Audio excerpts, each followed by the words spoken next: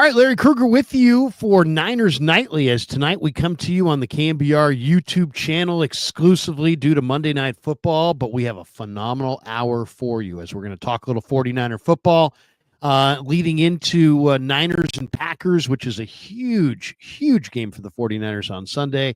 Bottom of the hour, JD will join us. John Dickinson will stop by, and we'll get his thoughts on the matchup that we're getting this weekend at Lambeau. 49ers and the Packers, something's got to give. But welcome to Niners Nightly on a Thursday night, and we always like to start with what happened today in Santa Clara. So why don't we get right into that? The injury report is always kind of, definitely noteworthy at this time of year because there's a lot of injured players. Excuse me. A lot of injured players this time of year, and the 49ers and Green Bay are really no different than any other team around the NFL.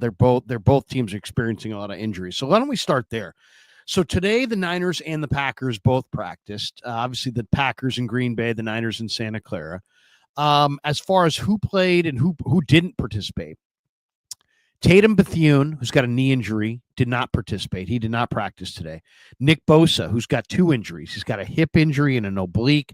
He did not practice today. Jacob Cowing, who's still in the concussion protocol, was a limited participant in practice on Wednesday, but did not participate at all on Thursday, which makes you think that maybe he was still groggy or had some dizziness or some after effects of the concussion, which puts his status for Sunday very much in doubt. Kevin Givens has been battling a groin injury. He didn't practice on Wednesday, and he didn't practice today. Christian McCaffrey he's got the Achilles that they're trying to nurse, and they're also trying to keep him rested. He did not participate in practice on Wednesday, but he was a limited participant on Thursday. The big one is Trent Williams. Trent Williams has an ankle injury. He took the big shot last weekend to kill the pain. A lot of times that makes the situation worse once the painkiller kind of wears off. And he did not practice on Wednesday, and he did not practice today. I haven't been able to see Trent walking around, so I can't tell you what he looks like on that ankle, but he didn't practice Wednesday and he didn't practice Thursday. Now, he doesn't need to practice at all to go on Sunday, and maybe he'll try to do exactly this week what he did last week, which was take a shot for pain and get out there on Sunday. And if he can do that, more power to him. I got an enormous amount of respect for his toughness. But oftentimes my experience has been that if guys take, the Toradol shot, 1 week, usually the next week they can't take another one, and the injury has gotten worse because they played with the injury and they just were masking the pain. So my guess is there's at least a 50-50 shot that Jalen Moore starts at left tackle for the 49ers in this game instead of Trent Williams, which would be a huge blow to the Niners. I talked to Jalen Moore in the locker room today. He's ready to roll. I said, do you do anything different when you think you're going to start? And he's like, no, I prepare every week like I'm going to start. He did get out there last week as a blocking tight end. And you know what? Jalen Moore is a veteran. He's been in this league for 4 or 5 years now. And he knows what to do. So, the 49ers have an experienced backup left tackle in Jalen Moore, and we'll find out if he can go. Now, nobody's Trent Williams, and if you can't have Trent, that's a huge shot. But if you're going to replace him, Jalen Moore is a solid replacement. So we'll know more tomorrow. We're going to know more tomorrow. I'm sure Shanahan is going to give us the final word tomorrow on whether or not Trent's going to go. Now, John Feliciano has a knee injury. He was a limited participant in practice both Wednesday and Thursday. George Kittle's got a hamstring. He was a limited participant in practice Wednesday and Thursday. George did tell us at his locker on Wednesday that he's going to go Sunday at Lambeau. Charvarius Ward was a limited participant yesterday and a limited participant today. He's trying to make a comeback. Obviously, he's been gone for a week and a half or so, dealing with the tragedy of the death of Amani Joy, his infant daughter. So Mooney Ward the Niners are giving him a wide berth, and I'm sure they need him back. They want him back badly. And I would think he's going to go on Sunday. The big story of the day in Santa Clara today was Brock Purdy. Now, Brock Purdy was listed on the injury report as with a sore right shoulder. He had right shoulder soreness, is what Shanahan told us. He was a limited participant on Wednesday, but he did no throwing. Today, he was also listed as a limited participant. He came out, he did some throwing. He looked like he might have been in pain. A trainer came over, was rubbing his shoulder, and he ran back to the locker room or ran back to the kind of the weight room area in the practice facility. So he did not. He had a limited throwing. Shanahan was on KMBR this afternoon and said that he was better on Thursday than he was on Wednesday, and they're still holding out hope that he'll play on Sunday against Green Bay. But we don't know for sure. And Brock Purdy may not be able to go against Green Bay. And the Niners may roll into this game with no Nick Bosa, with no Trent Williams, and maybe no Brock Purdy. And it's a gotta have it, must win kind of a game. So that's scary. And I'd love to know, if you're in the chat, who would you rather the Niners start Sunday if Brock can't go? You want to go with Brandon Allen, who I'm pretty sure Shanahan is going to choose, or do you want to go with Joshua Dobbs? If you had Brock Purdy out for 4 or 5 games, I kind of sense that Shanahan may go with Dobbs. But for one game, he's had Brandon Allen in that number 2 spot all year.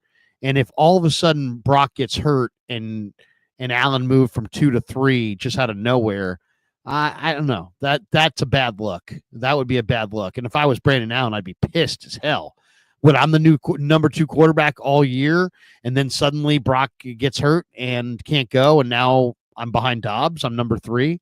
What did I do to move behind Dobbs? So my guess is if Brock can't go, Kyle's going with Brandon Allen. But who should he go with? Should he go with Brandon Allen? Should he go with Josh Dobbs? Dobbs has got more starts. Dobbs has got more experience. Dobbs has had more success in the NFL than Brandon Allen. But Brandon Allen has been in the system a little bit longer. He was Shanahan's kind of hand-picked number 2 all summer. Every time Shanahan's had an opportunity to kind of evaluate Dobbs versus Allen, he picks Allen over Dobbs. So I would imagine if Brock can't go, it's going to be Brandon Allen. But I'd love to hear from you guys and in the chat. What do you guys think? Do you want Brandon Allen? Do you want Josh Dobbs? We'll get into that in a second. I'll read some chats. Green Bay's injury report, also interesting today. So Jair Alexander is the key guy for them. He's got a knee injury. He didn't participate on Wednesday. He didn't participate on Thursday. So there's a very good chance that Jair Alexander is not going to go. He is Green Bay's number 1 corner. So if they don't have their number 1 corner, that's going to hurt. Now, the other late breaking story out of Green Bay was that yesterday, Edgerrin Cooper, who had a little bit of a hamstring pull, was a limited participant in practice, and then he hurt his hamstring in practice on Wednesday and did not practice at all on Thursday. So Edgerrin Cooper didn't practice. He might not be able to go. There's a lot of talk coming out of Green Bay that don't expect to see Jair Alexander, don't expect to see Edgerrin Cooper, the rookie linebacker from Texas A&M, who's been really, really good. As far as the rest of their injuries, Kenny Clark was limited. He's got a toe injury. Josh Jacobs limited with the quad and a calf. Elgin Jenkins. He was a full participant, as was Rasheed Walker. So those 2 offensive linemen are probably going to go. Josh Myers, their center, was a limited participant. Evan Williams, the safety, with a hamstring, limited. Colby Wooden, the defensive tackle, with a shoulder, limited. So really the key guys to watch for Green Bay going into this game is Jair Alexander, who hasn't practiced this week, and it sounds like Edgerrin Cooper is not going to be able to go. So they're down a couple of guys. Neither team is 100%. But the question is, who should the Niners play at quarterback if it's not going to be Brock Purdy? Who do you want? Do you want Brandon Allen, or do you want Josh Dobbs? Monty says Dobbs' athleticism is an advantage. Von Kerman El Bay, I like that name. He says, "Missed you, Krug. Welcome back." Well, thank you. Appreciate that. Glad to be back. Yeah, so I mean, who would you like to see them go with? Do they go with Brandon Allen or do they go with Josh Dobbs? Now, if we're just who would we go with? I think I would probably go with Brandon Allen as well, just because he looked better than Dobbs in the preseason, in my opinion. But and I think Shanahan will go with Brandon Allen. But I think if we put this out there to a vote of 49er fans, I think 49er fans would rather play Josh Dobbs. I get the sense from the people that I talk to, the phone calls that we take, the chats that we have, all the interaction with the public, that the Niner fans would rather have Josh Dobbs starting than Brandon Allen. I don't think that's the way it's going to go. Now, I'll say this: if all you did were stand at practice and watch Purdy. Yesterday, you didn't see him throw at all. Today, he threw a little bit and then was getting like a shoulder massage and then left. You got to think that whatever shoulder soreness he has is inhibiting him from throwing. If you can't practice Wednesday or Thursday in the NFL, typically you don't play. Now, usually on Thursday, they also let us interview the starting quarterback, and they didn't today. They said, "Well, you'll talk to the starting quarterback tomorrow." So we're either going to talk to Brock, or we're going to talk to Dobbs, or we're going to talk to Allen. But we didn't do it today, which also kind of lends credence to the fact that this is a serious shoulder injury, and there's a chance that Purdy's not going to go. So that is the major story to kind of focus on, is who starts at quarterback for the 49ers, and can the Niners go to Green Bay with the season on the line, not have Nick Bosa? You guys saw what Nick Bosa meant to their defense. Can they go to Green Bay without Nick Bosa, potentially without Trent Williams, and maybe without Brock Purdy, and beat Green Bay? It just seems so unlikely. When the injury news of Purdy, not practicing today or coming off the field broke, almost all the comments are like, Niners are done. Niners are cooked. Niners are finished. Are they? I would say in this game, they got to have Brock Purdy. You got to have Brock Purdy. As far as Bosa and Trent Williams, I mean, I guess theoretically Jalen Moore could play the game of his life. Maybe the 49ers could run the heck out of the ball, dominate time of possession, limit the 49ers defense, minutes on the field, and maybe win. The one thing about Green Bay is they're committing lots and lots of penalties in the red zone. Same problems the Niners are having in the red zone. Green Bay's having in the red zone. They can't run it in the red zone. They can't play mistake-free football in the red zone. They're just not having success in the red zone. If that trend continues on Sunday, that could help the 49ers win this game. If Green Bay struggles in the red zone, that could be a major tipping point in this game. The 49ers are going to need a little luck. I would say if the 49ers don't have Trent Williams and don't have Nick Bosa, they're probably going to have to be +1 on the turnover table. But, look at last week's game. Chicago ran for 5.3 a carry. Chicago ran the heck out of it. They ran it a lot, and they ran it effectively. So if Green Bay struggles in the red zone, if the 49ers can run the ball effectively, if the 49ers can have a run-heavy game plan and dominate time of possession, limit the number of minutes their defense is on the field, and at the end of the game, let's just say the Niners are +1, I think they can win. I think they can win on the road, even against this Green Bay team. It was interesting. I was listening to Wayne Larrivee today with Greg Papa and Greg Silver. Larrivee brought up the point that Green Bay is not playing nearly as well right now as they were playing last year when they played the Niners in the playoffs. That team went to Dallas and smoked the Cowboys and then rolled in the divisional round against the 49ers, and they looked great. They looked really, really good. I thought it was interesting to hear Larrivee say today, you know what, that team or this team this year is not playing nearly as well as that team was when they rolled in last year and played so tough against the 49ers.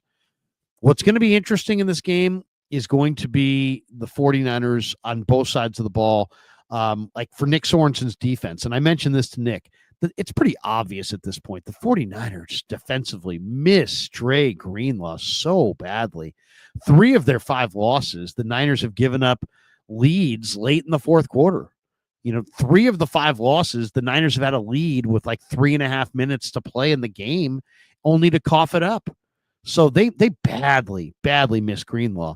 And the thing that really jumps out is that the Niner defense, and I mentioned this to Sorensen today, and I'll give him credit. He's like, he didn't dodge or anything. He's like, hey, it's my responsibility. It's like, okay, Nick, I get it. It is, of course, it's your responsibility. You're the coordinator.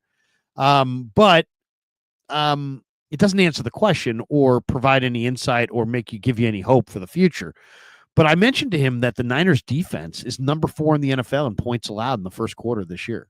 Number 4 in the NFL. They're a top 5 defense in the first quarter. In the first quarter, they're a defense that would, if you extrapolate the numbers out for a full game, would average allowing 14 points a game. That would be the best defense in football. That's right there with the Chargers or whoever the best teams are in the NFL on the defensive side of the ball. The Niners in the first quarter are the equal to the best defense in football. They're giving up on pace for 14 points a game. They're worse in the second quarter than they are in the first. They're worse in the third quarter than they are in the second. And they're worse in the fourth quarter than they are in the third. The Niners defense in the fourth quarter is 28th in points allowed. And if you extrapolate it out for a full game, they're giving up, in the first quarter, their defense that gives up 14 points a game. In the fourth quarter, their defense that gives up over 35 points per game. They just absolutely cave in the fourth quarter. And I asked Nick about it. He didn't give me any real reason for it.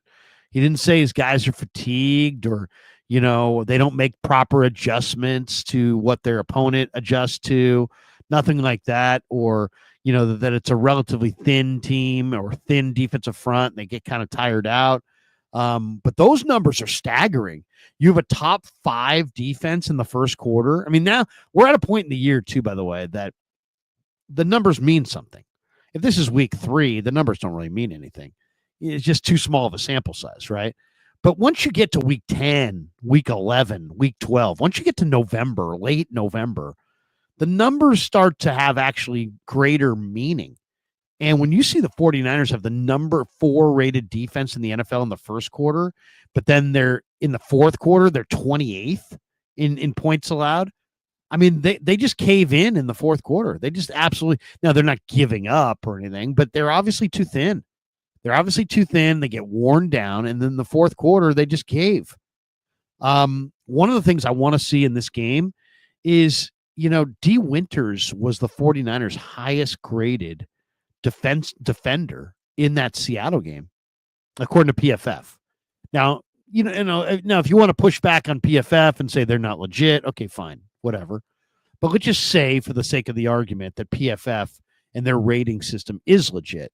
Well, D. Winters was the highest graded 49er player this last week, and yet he only played 10 snaps. And he's way faster than Devondre Campbell, but he's only playing 10 snaps a game. He's not playing very much.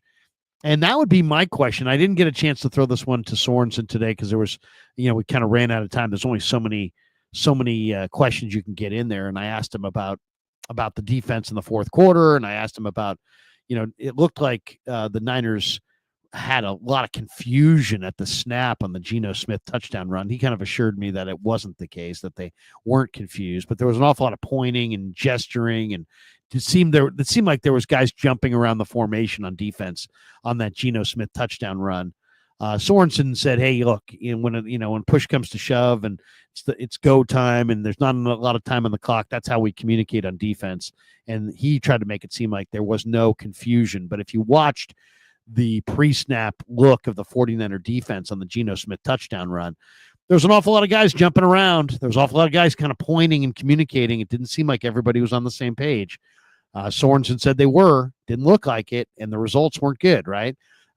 Gross Matos got pushed out of the lane. He lost gap integrity. The quarterback took off. Devondre Campbell had a great angle on him, didn't get a finger on him because he's so slow. and he doesn't have any change of direction. So Geno went in, and it just looked bad. It just looked really bad because the Niners didn't even get a finger on him, and it was a pretty long run. And Campbell was well in position to make the tackle and just didn't even get a finger on him. So that was the question I asked him. And I didn't get to ask him about D. Winters, but D. Winters needs to play more. If D. Winters is really your highest graded defender, according to PFF, then put him on the field and let him play more than 10 snaps. And if you got to take Campbell off the field, then take Campbell off the field. The other thing I thought was kind of interesting today, we talked to Chris Forster, and Dan Orlovsky of ESPN, the former quarterback, says the Niners O-line's getting beat at the point of attack. Basically saying that their run game is disconnected and they're not running it well, they're not blocking it well. And he's just talking about the last couple of weeks. And you know what? If you look at the numbers seem to support what Orlovsky is saying. The 49ers rush EPA in weeks 1 through 8 in the year before McCaffrey, joined them, 10th in the league. They were 10th in the league in rush EPA. Since McCaffrey has returned, the Niners rush EPA is 21st in the NFL. So what has happened? 10th to 21st, and you've added Christian McCaffrey? That doesn't add up. So, it'll be interesting to see if the 49ers can run the ball. Can they run the ball against Green Bay, or do they, for the third week in a row, struggle to run the ball against the Packers? All right, one other thing I wanted to get into as well is there was Jerry Rice went on the radio this morning on with my good friends on the FM side, and Jerry does a weekly hit over there, and he kind of went at Debo and was like, Debo, or not Jerry Rice, Terrell Owens. Terrell Owens was on the radio, and he kind of went at Debo, and he kind of was like, Debo cares more about what outfit he wears to the game than he does about his play, which is a low blow. And T.O. kind of said he was joking, but Debo shot back at him on Twitter this afternoon saying like, hey, bro, shut the hell up. It was basically like, I forget exactly the wording, but it was like, what's up, fam, or something like that. I forget exactly. He used the word fam, like family, like, hey, I don't know. He basically just told T.O. to shut up. But T.O. went at Debo, and it's funny. It's like, first of all, come on, T.O. This is a guy who, T.O. You put a Sharpie in your sock, and you're going to try to suggest that Debo's not focused, that Debo's got other things on his mind besides the game, and you literally packed a Sharpie in your sock as part of your touchdown celebration dance one game. I mean, you're living in a glass house. I wouldn't be throwing stones at Debo. But, the Debo conversation about what is up with Debo is kind of an interesting conversation. And I don't know how you guys personally feel about it, but I to me, I'm not surprised. I watched a couple videos today of, people saying Debo's lost a step, and Cam Inman saying it's been kind of a disappointing year and the Niners are underachieving. Are they really underachieving, or are they just getting old? Guys get old. It's like all these guys that we're expecting all these great things from were better 2 years ago. Trent Williams, better 2 years ago. Debo, better 2 years ago. CMC, better 2 years. I mean, all these guys are better 2 years ago. Nick Bosa, better 2 years ago. Everybody is better 2 years ago for the most part. But I do think it's interesting. And so people are saying, what's going on with Debo? What's going on with Debo? Well, you know what? I mean, there's two kinds of runners in the NFL.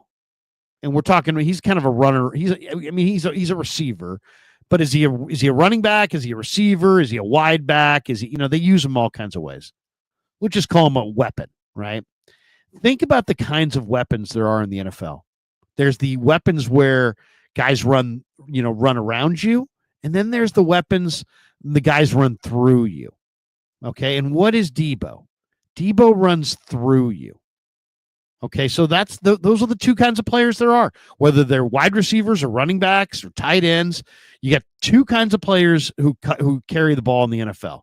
guys who want to run around you or run away from you, and guys who want to run through you. And there's the finesse players who want to run past you, and the power players that want to run through you. And Debo is a power player that wants to run through you.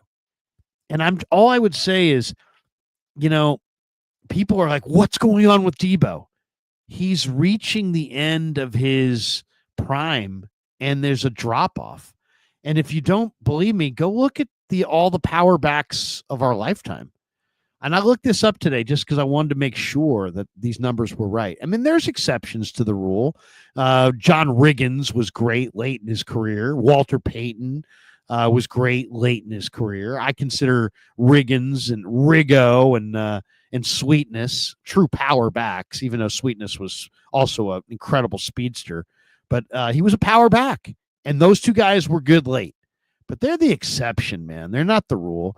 Look at the power backs of our lifetime, the best power backs, the best power runners in the NFL. Jerome Bettis, Hall of Famer. He had 8,000-yard seasons, but none of them came after the age of 29. Larry Johnson, the former Penn State star, was great with Kansas City. 37 touchdowns in his career in years 3 and 4 combined. That's a ton of touchdowns in a 2-year span, by the way. 37 touchdowns.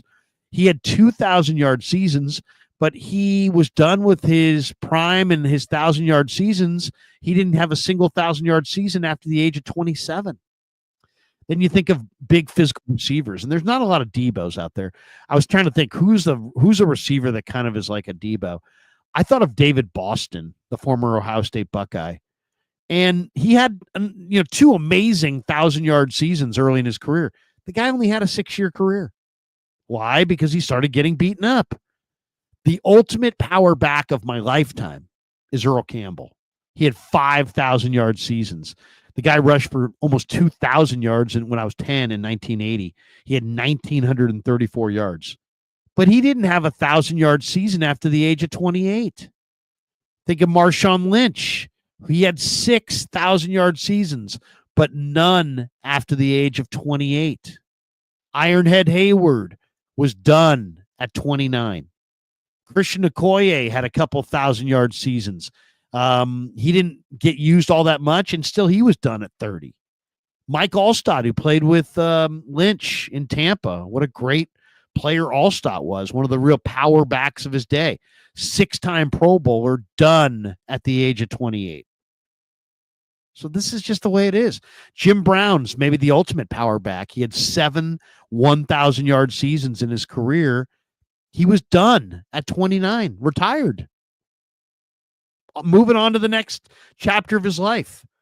So I bring this up because, Debo's 28. He's 28. He's been ridden hard. He's been used a ton. I mean, a lot. Debo's been used a lot. And if you look at the power players, the guys who run through you, almost without exception, they're done after 27, 28, 29. He's 28. Now, granted, he hasn't had the same workload as all these running backs because they're running the ball all the time. He's been partially a receiver. But it's basically the same thing. If you run through people, you come into the league at 22, 23, whatever. You got 3, 4, or 5 years of doing that. That's it. You come in, you have a couple big years, and then all of a sudden it's like the injuries start to mount. So I don't know. I don't think we should be all that surprised that Debo is like kind of looks like he's not going to be the same player in the future, because Bettis wasn't, and Larry Johnson wasn't, and Earl Campbell wasn't, and Marshawn Lynch wasn't, and Ironhead Hayward wasn't, and Christian Okoye wasn't, and Allstott wasn't, and Jim Brown. You see the trend? These guys all were done before 30, and many of them were done well before 30, 27, 28, and now Debo's 28. So he's not the same player right now that he was when he was 2 years ago, and that's just because of all the hits. All right, let's welcome in JD, who's in the green room, and now he's with us on Niners Nightly. JD, hopefully you weren't sitting there too long because I was filibustering. I was on a different screen. I didn't see you. Hopefully you weren't back there too long. How you doing? No, not at all, Larry. Good to be with you, man. And yeah, I've got the beanie ready. I'm Lambo ready. I'm just wearing the beanie just for effect tonight, even though I'm in the home studios. I'm watching the Browns and the Steelers go at it in a little wintry mix in Cleveland. Everybody was surprised this morning. I'm sure you saw when Lambeau Field got a little snow overnight, even though it wasn't expected, not expected to snow the last couple of days and through the next couple of days to Sunday at what will be a 3:25 Central Time, 1:25 Pacific Time kickoff. But now something to monitor as you look at the weather pattern there and everything else that the 49ers are going to have to combat against this really good Packers team and maybe with the backup quarterback to boot. Yeah. What do you think? Why don't we start right there? Brock Purdy today, he didn't throw yesterday. He practiced yesterday, but he didn't throw. Today he came out, he started to throw, and then quickly shut it down. You had a trainer rubbing his shoulder, behind his shoulder, and then he jogged off and didn't come back. Now, if he came back, we didn't see it, but he also didn't speak to us today. Usually Thursdays when the starting quarterback speaks to the media. They said maybe tomorrow. What's your guess? I mean, you think Brock's going to gut it out? I mean, Shanahan, to listen to Shanahan with Copeland and Dieter this afternoon on KMBR, Shanahan made it seem like, he's progressing nicely. He did more today than yesterday, and we'll hope to have him out there Sunday. I mean, he's making everything sound very benign, but it sounds like it's potentially more serious than he's making it sound. What do you think? Well, it's two things for me. I think all indications based on what everybody's been able to see from being down at Levi's. And I was down there yesterday and you were down there obviously both days this week. And I think everything that's gone down at Levi's, whether it's been his limited status and getting out there and then leaving when everybody could see and then not conducting his usual Thursday afternoon press conference with the media, that would lead me to think that it's pretty dicey as to whether or not he was going to be able to go. But I'm with you when you hear Kyle Shanahan talk to Copes earlier here on KNBR.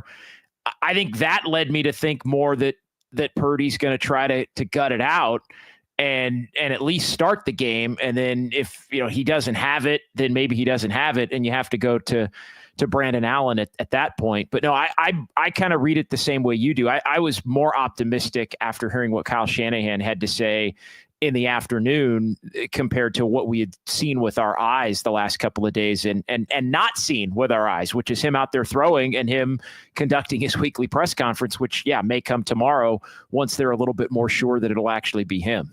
Jim Everett the Great is jumping in here. He's got a couple of comments. He says Purdy the last 15 games, 8-7, 18 touchdowns, 13 interceptions. Not good, kind of mid stats. It's funny. The Niners played on Christmas night last year against the Ravens. They lost to the Ravens after the game. I forget the former Patriot linebacker who was there in Baltimore. God, I don't know why his name's eluding me right now, but he came out after the game and basically said, hey, we didn't just beat the 49ers and Brock Purdy. We gave the rest of the league the blueprint on how to do it. And if you said, well, what exactly did they do? Mike McDonald was the defensive coordinator. All he really did was he blitzed corners. He actually had a double corner blitz on one, which was amazing. You hardly ever see that. But he blitzed the corners off the condensed formations so they were closer to the quarterback. And because they were closer to the quarterback, they got home.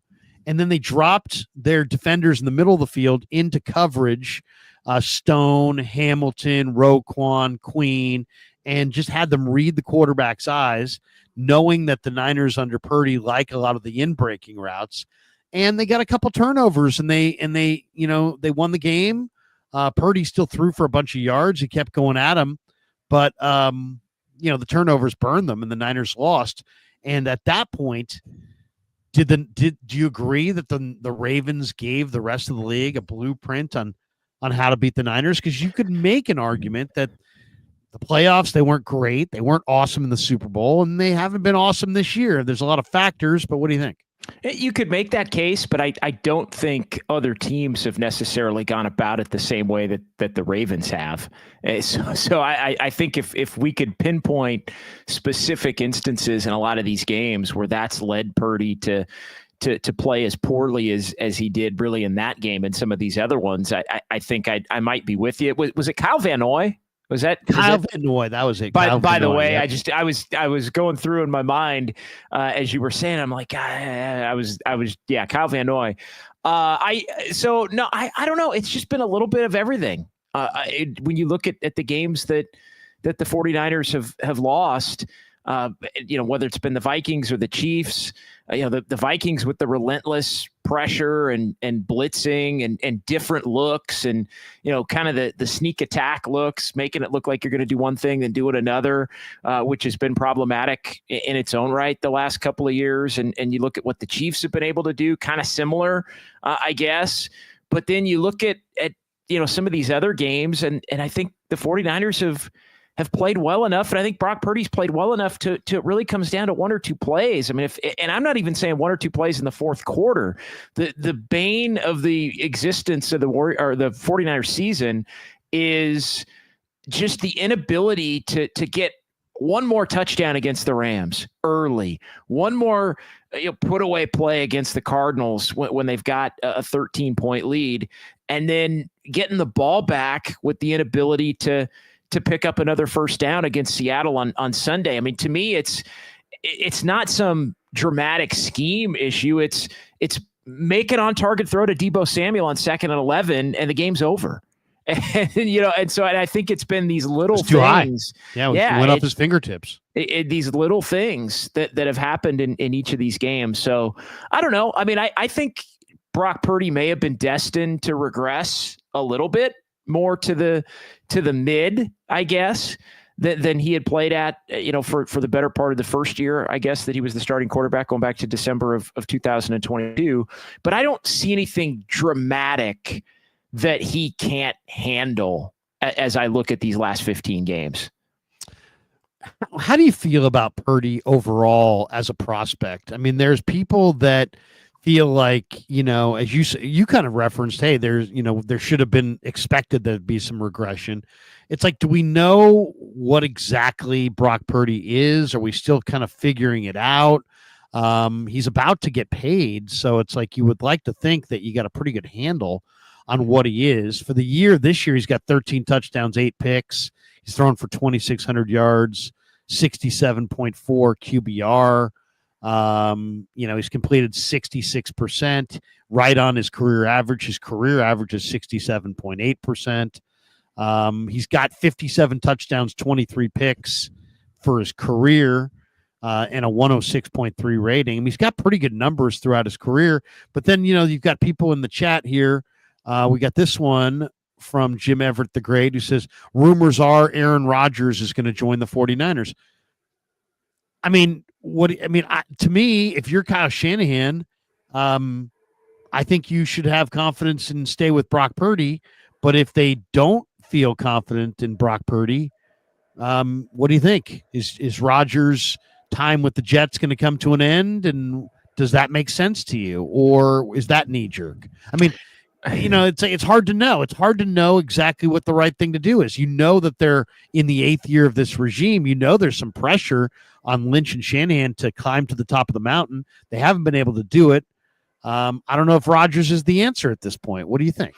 Yeah, I don't know that he would be when you look at the way that he's played with the Jets, and it's a different situation in New York. I mean, they're just so mired in just drama and weirdness. But again, Rodgers is part of that. So I think Brock Purdy is a really good quarterback. I don't know if Brock Purdy's a great quarterback. I think he has been great in extended stretches when the offense has been clicking. I think he's had all of his weapons. I mean, that's the one thing that I think for me, when I look at the time that he's been the starting quarterback for the 49ers, when he's had all of his weapons, he's performed at a great quarterback level.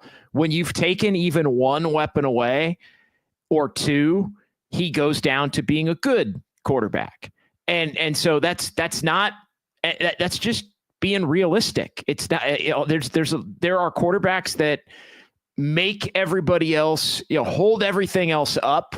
And regardless of whether you have great receivers and great running backs, a great scheme, a great offensive line, and then there are quarterbacks that need everything to be clicking and on point. And the coach quarterback marriage has to be simpatico. And I think Purdy needs more of those things to be aligned, I think, than maybe we in the first year or even year and a half that Brock Purdy was the starting quarterback would have believed. And that's not an indictment of anybody's assessment of him. Like we can all go by what we saw, and what we saw was a quarterback performing at the great level when he had the weapons in the system and all of that. And now it's been less than that. It hasn't been bad.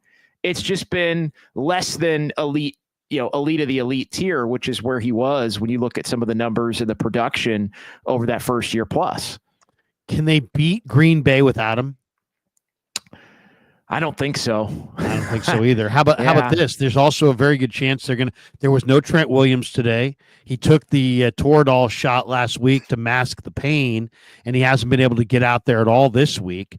Does he take another shot and mask the pain and get back out there? And if not, can the Niners beat Green Bay potentially with no Bosa and no Trent Williams? What do you think? Well, no, I mean, I think it's really tough. I think their pathway to beat Green Bay is to be able to force a couple of turnovers themselves. I mean, Jordan Love's throwing interceptions in every single game.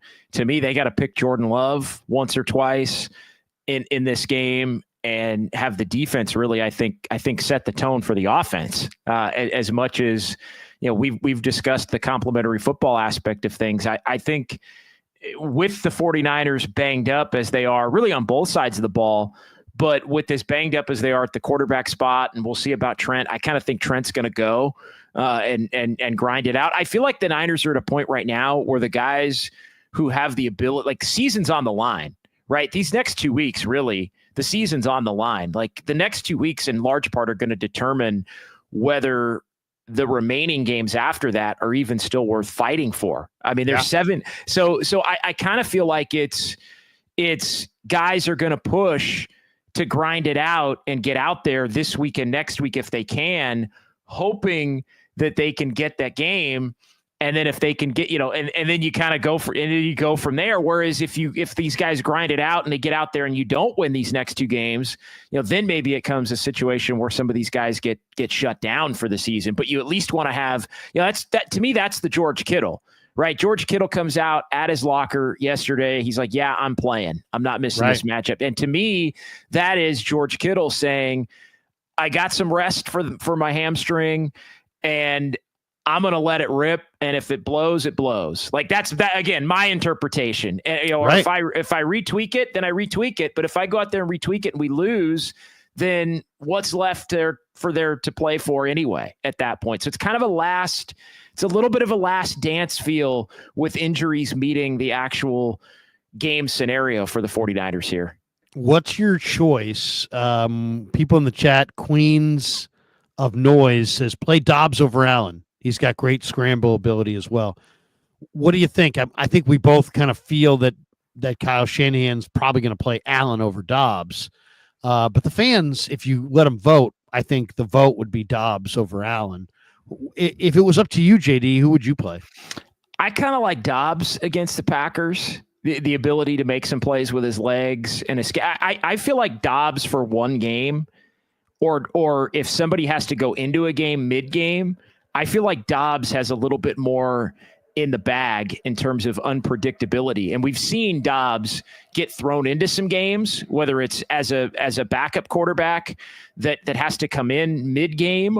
We've also seen him have to be the sudden starter for a week or two and have him play pretty well in those scenarios when there's kind of the element of surprise as to him getting out there. And then once he is out there and he's the starter for a couple of weeks or even a second week, teams really have the opportunity to study him and he ends up being a bad quarterback. But I kind of feel like if you needed somebody for the next 4 weeks, I'd probably lean Allen. If you needed somebody to go into a game as a sub in the first quarter because Brock Purdy doesn't have it, or if you needed somebody that was going to be a sudden Brock Purdy's a late scratch at 11:55 a.m. Pacific time, even though we kind of think he's going to play maybe tomorrow and Saturday, I think I would lean Dobbs. But no, but Kyle Shanahan's going with Allen. Yeah, it's funny. I would do the opposite. I think if he was at 5 or 6 games, I'd probably go Dobbs, but if it's just a game, I'd probably go Allen. It's funny you would do the opposite, but it's interesting. I mean, Allen, we know Shanahan really likes Allen. Allen did play well in the preseason, but Dobbs has got a better football card. Dobbs has had more success. Dobbs has got more wins, more starts, more experience, bigger athlete. There's lots of reasons to prefer Dobbs. One of the questions I asked Chris Forster today was about the run game. It's interesting. I mean, the Niners rush EPA in the first 8 weeks of the year was 10th in the NFL. Since CMC's returned the last 2 weeks, they're 21st in rush EPA. Why is it that they are worse, significantly worse running the ball since McCaffrey came back than they were before when he was out? I mean, this is the reigning offensive player of the year. I think the Niners and most Niner fans thought, oh, yeah, we're 10th in the league in rushing. We're going to add CMC. We're going to have this dominant top 5 rush offense, and we're going to be able to ride that to the playoffs. Instead, they've gone from 10th to 21st in rush EPA since CMC got back. What gives? I just don't think they've blocked nearly as well. I don't think it's necessarily the running back. I think it's the fact that, and maybe stylistically it's a little bit different, and that's thrown some of the timing off. I mean, that's just a theory, but to me, they just haven't blocked as well up front. I mean, Pooney has not been necessarily what he was earlier on in the season. Trent Williams is clearly banged up. I mean, they have lost, I think, and I'm interested to get your take on this. I think they've lost in some ways the most dominant, simple and dominant part of their game, which is toss left, right? Whenever the Niners need to just stabilize the game, it would, and you would see this even in a training camp practice in August, right? They would line up and they would pitch it to McCaffrey left, and you'd have Banks and Trent Williams and maybe a tight end over there, and maybe Juszczyk's kicking out, and it's just 7 yards, right? Like pick it 3rd and 3, pick up 7 yards, 2nd and 3, pick up 8 yards, whatever it is. At a minimum, pick up the 3 that you need to get the first down and move the sticks. And I just think that identity hasn't really been there these last couple of weeks. And I think it's because I don't necessarily know that it's on McCaffrey. I just don't think that teams kind of know what's coming, and they've been able to get more push against the offensive front. And I think it's led to a little stagnation on the basics, stretch left, toss, and then it just hasn't gone their way. Yeah, it has to be the way they're blocking it up front. To me, McCaffrey looks very similar to the McCaffrey of old. If you said to me, has he lost a step? I would probably be in the camp that says no. I don't think he's lost a step. I think he looks pretty good. To me, he looks pretty good. I don't think it's being blocked as well up front. I agree with you. One of the things that's going to be interesting in this game is the Niners pass D going up against the Packers and Jordan Love and this wide receiver core. I mean, they've got Christian Watson, who just had a 150-yard day. They got Romeo Doubs, who was a tremendous player on the sidelines. He was great at Nevada.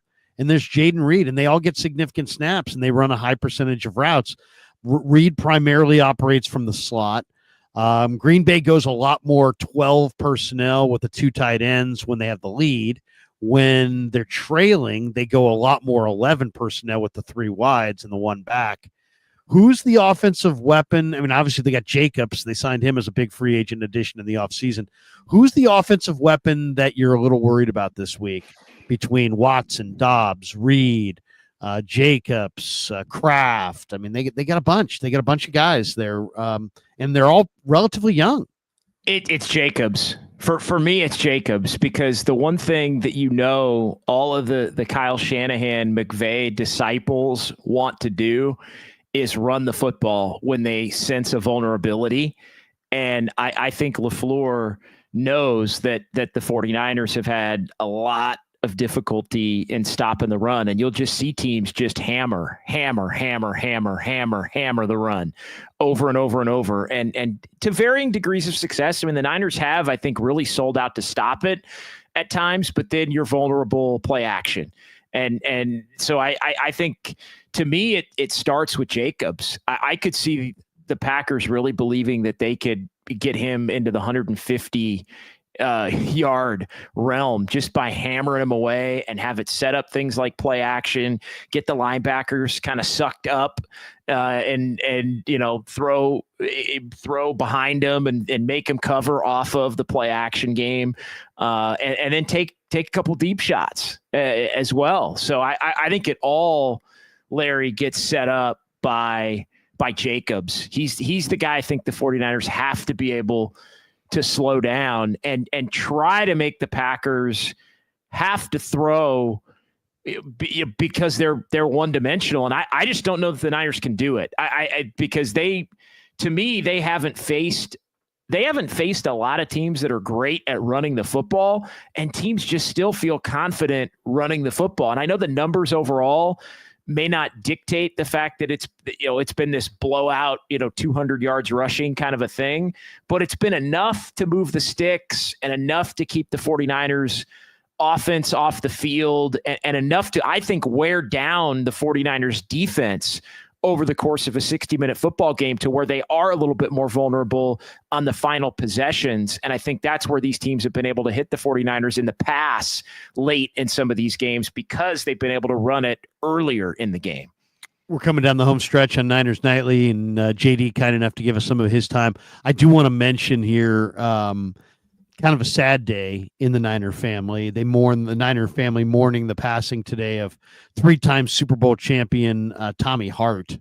Tommy Hart was a tremendous player, tremendous coach, tremendous scout, former Niner defensive end, and the Niners drafted him in the 10th round in the 68 draft. He played 13 seasons in the NFL, 10 with the 49ers.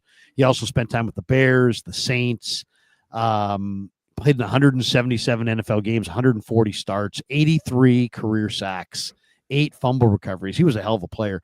The Gold Rush defense with Cleveland Elam and Tommy Hart, Cedric Hardman, and Jimmy Webb, coached by Floyd Peters, was an amazing group in the mid-'70s. That 1976 Gold Rush defense was incredible, and Hart was a big part of that. He was second-team All-Pro. He made it to the 77 Pro Bowl. He had 16 sacks, and he was a 2-time recipient of the Len Eshmont Award. Won it in 72, won it in 76. So great athlete, born in Macon, Georgia, went to Morris Brown College, historically black college. He played all 4 seasons. He was an offensive guard and tackle and a defensive tackle. He played both ways.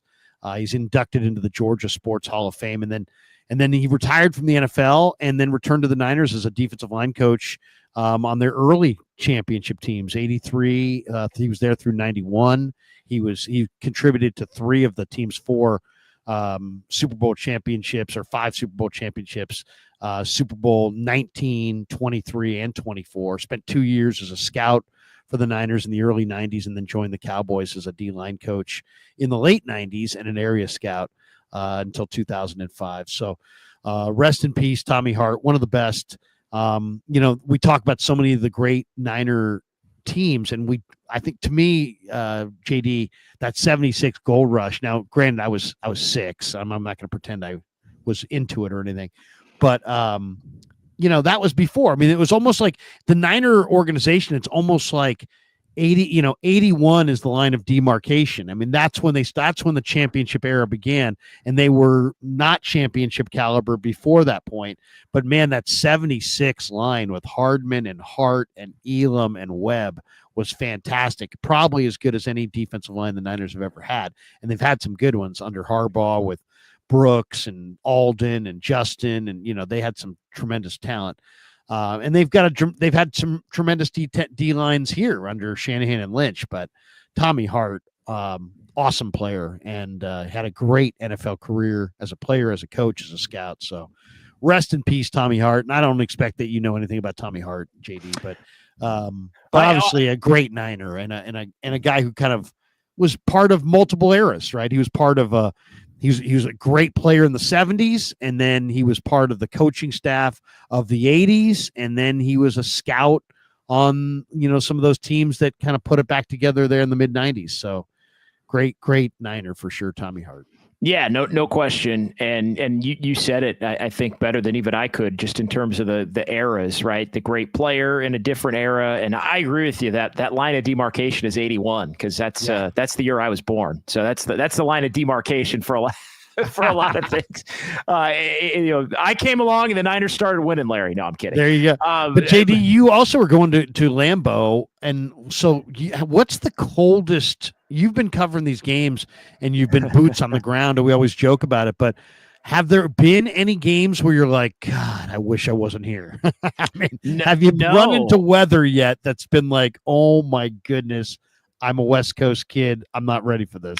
No, it's interesting. I've been traveling regularly since 2019, and the last time they played at Lambeau was in that 2021 season, so January of 2022, and that was still coming out of COVID, where there were a lot of restrictions and different things. So I actually didn't cover that game at Lambeau, the playoff game. This is going to be my first time at Lambeau Field. So I'm nice. This is like a bucket list thing. This is a bucket list for me. I can't wait to get there. I'm actually going tomorrow, early tomorrow, and I've got a couple of Dubs OT shows that we're going to do from the road. Warriors are on the road tomorrow and Saturday, so a couple of Dubs OT shows from one from Milwaukee and one from Appleton on the way up to Green Bay. But I'm looking forward to checking out the Packer Hall of Fame probably on Saturday and eating a few brats and nice. having a couple brews and really taking it in. It is truly a bucket list type trip. And when I woke up and saw the snow, I was like, oh wow, this is cool. Because I wasn't expecting it. To answer your question, I've been I think this week and next week in Buffalo are probably going to be the two coldest games that I've had. There was a Philly in the NFC Championship game, but it ended up not being terrible. I'm trying to think of some other ones. I've always kind of been fortunate. Minnesota's indoors, New Orleans is indoors. How about covering the Warriors? I mean, not necessarily. Obviously, they play indoors, sure. But like, some of those road trips. There's got to be some road trip in the middle of dead of winter that you were just like, I'm standing on the corner of, wherever, and it's 6 degrees or something. I got one. It was in January of 2016. So this was the year that the Warriors were 73-9. And I think they were about 30-3 at this point. It was January, and they were going to Cleveland for a rematch of the finals against the Cavaliers. But the first game was in Detroit. So it was Detroit, the old Palace of Auburn Hills, on a Saturday night where they were retiring Ben Wallace's jersey. So they had like a reunion for the 2004 team that won the championship at the Palace. And it was about 18 degrees in Detroit. And wow. And I drove, because there aren't a lot of flights from Detroit to Cleveland. So I actually had a car that I rented, and I drove from Detroit, or from Auburn Hills, Detroit, to Cleveland. And I got up and I drove by the Michigan Stadium and all this, and it was 6 degrees. It was beautifully crystal clear in Michigan that morning, but it was 6 degrees. And I get into Cleveland and the snow's falling, and it's about 12 degrees in Cleveland, and it's snowing. And then the third leg of that trip was Chicago, and it was the river was kind of frozen over.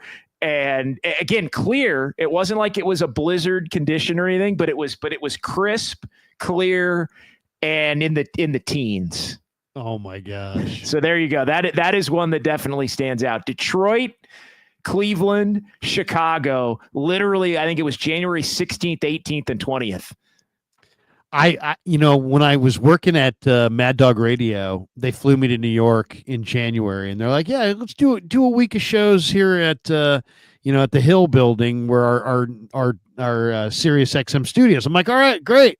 So I'm staying at a hotel that's no more than a block and a half away from Radio City Music Hall, right there in Midtown, and it's 5 degrees. And my producer's like, "Hey, why don't we meet for dinner?" And I'm like, okay. And so we met for some burger place in Manhattan, and I'm waiting for him. He's like 5 minutes late, and I'm standing there, and I'm just like, he's like, "I didn't think you'd be standing out front." Because he's like, "I thought you'd be waiting inside." And I'm like, "Well, I wasn't sure, if you're going to know, So sure enough, it's like, I'm standing out there 5 minutes in 5 degrees. It's just, it felt like a half hour. I mean, I felt like I was standing there forever. Like, where is this guy? Where is this guy? That 5 degrees, I couldn't even concentrate. JD, awesome stuff, man. Safe travels. Thanks for jumping on for Niners Nightly. That's going to do it for us for Niners Nightly. We're back on the radio the rest of the week. We're off the radio today because of the Monday night matchup is on the leader. But we're back there Tuesday, Wednesday, or back there, or I should say Thursday night football is on the leader. We're back there tomorrow night. We'll be back for Niners 49er forecast on Saturday morning at 10. And that does it for us. JD, thanks again. Safe travels. When are you on the leader next? When do you appear next? Yeah, I'm going to be on tomorrow right after you. The Warriors are playing one of those late afternoon games. They're in New Orleans tomorrow, so the game's going to wrap up right as you get off the air, and you're going to hand it off to me, and we're going to talk some Dubs right after we talk some Niners with Dubs OT. And then I'm going to be on after you again Saturday with just Dubs. Nice. And then also Saturday evening with the Warriors taking on the Spurs. So it's a busy, busy weekend. And then I'll be on 49er pregame with Adam Copeland, pre and post game with Adam Copeland on Sunday. And then the game at Lambeau. And we'll talk to you then and talk to you after the game as well. So looking forward to a busy weekend, but I wouldn't have it any other way, man. You know how I love to roll. Oh, seriously. Boots on the ground. JD doing an amazing job. JD, thanks again. Thanks to all you guys in the chat. That does it for Niners Nightly. Hope you enjoyed it. Join us tomorrow at 6 for another edition of Niners Nightly. Until then, peace.